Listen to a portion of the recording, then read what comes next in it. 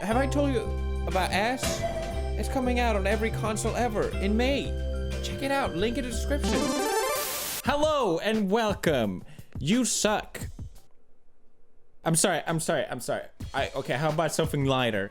You're not that great. Sorry for sounding a bit smug. I promise I mean well. Don't worry, I'm not that great either, okay? So let's just say it together. I suck at pretty much everything. You're not even saying it out loud. Listen, I don't actually care about helping you here. It's just that this is something that I've learned from being a high-profile personality online over the couple years, and that is, it's better to just acknowledge that you're not that great. And I don't mean it in a self-destructive kind of way. I'm just talking about ego. It's something that I used to struggle with, or at least I think it's a constant struggle when you are this handsome. That was a funny joke, right?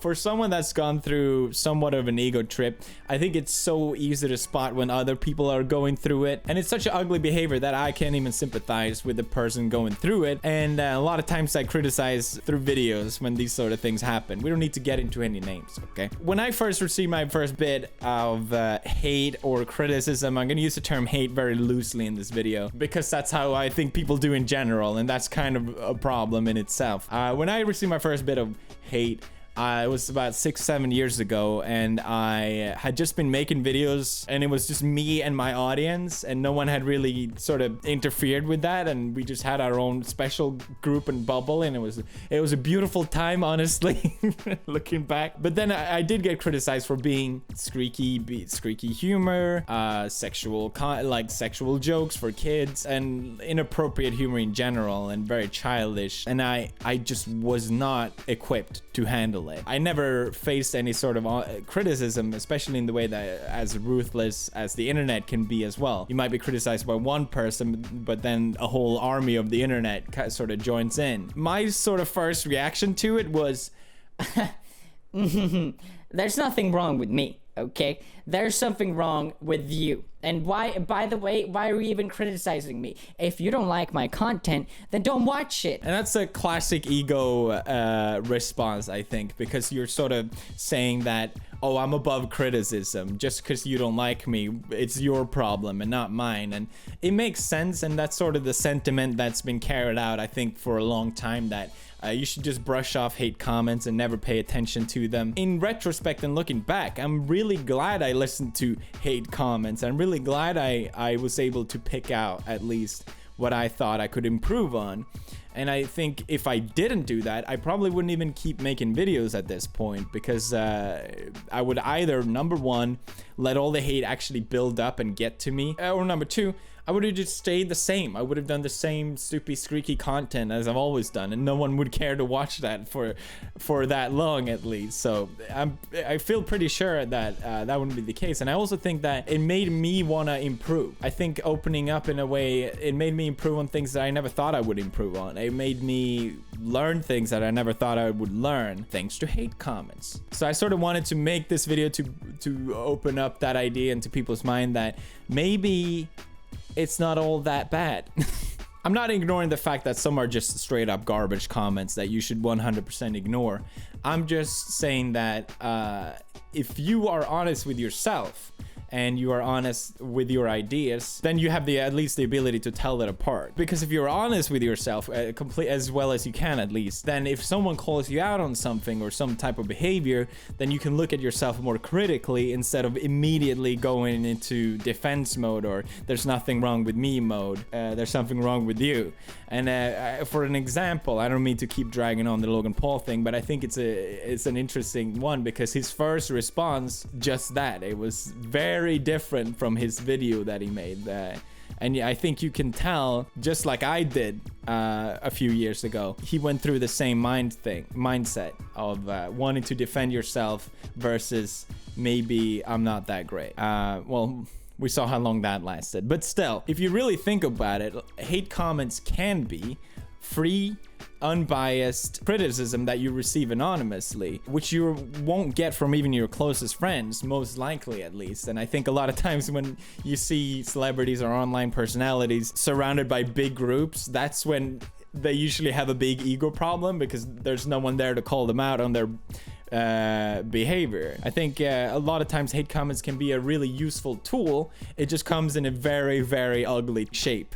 I'm not ignoring that. Obviously, it's important to have confidence and self-esteem. I'm not saying you shouldn't have that, but I think deciphering or listening to hate comments have honestly given me that, because I can honestly and confidently tell them apart. I can tell apart if someone's being an idiot or if there's actually something valuable in there. And this is sort of the point I'm trying to make here, is that a lot of times you might get a really bad comment that might make you feel really, really uncomfortable, and it might contain X, Y, and Z, but then maybe, let's say Z is really valuable, constructive criticism. I don't like being criticized. I can just brush this off completely because X and Y makes this a hate comment. Does this make any sense at all?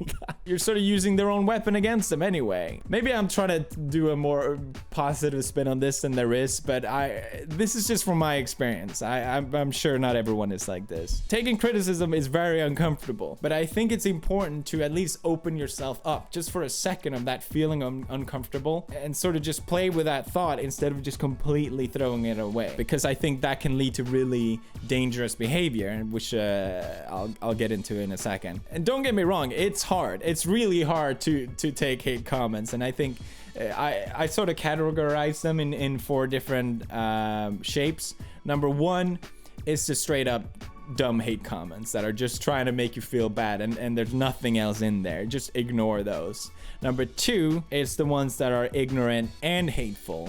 Maybe they base some sort of judgment on you and they don't know something that you know. Just ignore that as well. There's nothing valuable there, obviously, as well. Number 3, I noticed some comments disguise themselves as constructive criticism, but really it's just a vicious attempt to seem like they're not trying to cause you harm, but they are in fact trying to do that. Just to go ahead and ignore those as well. And number 4, which is hate comments trying to drag you down but actually contain valuable criticism. That's the one that I think it's least worth to consider. And even then you have to be very critical of it. Listen, I never said it was easy.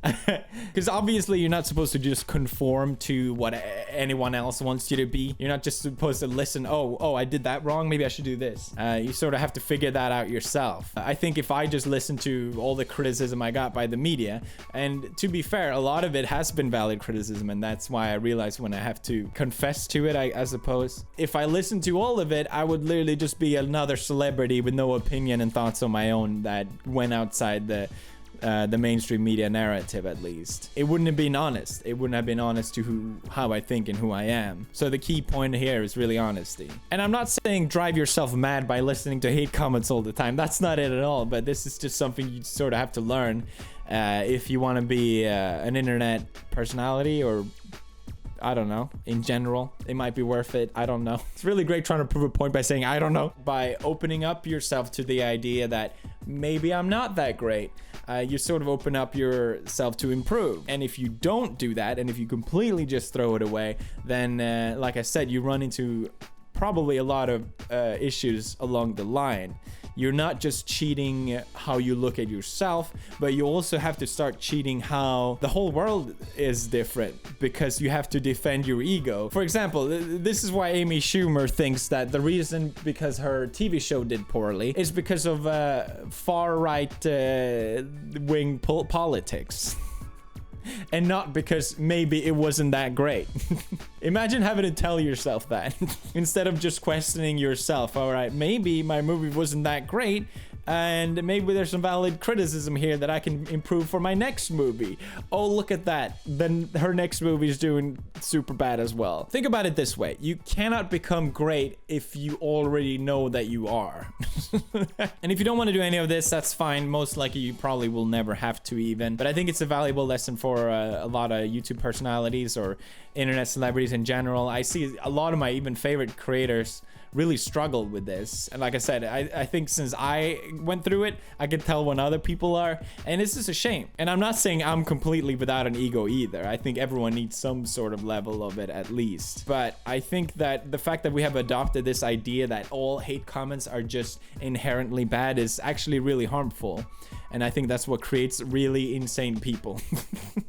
Deep down, we all know that we're not that great, whether we want to admit that or not. And unless you accept that, you will absolutely lower your chance of ever becoming something more than what you already are. P.S. You suck. Thank you for listening. I don't know if this was helpful at all, but it's just some thoughts I wanted to share. Goodbye. If you're an influencer or creator with an ego problem, contact PewDiePie for a personal therapy consultation today by calling 555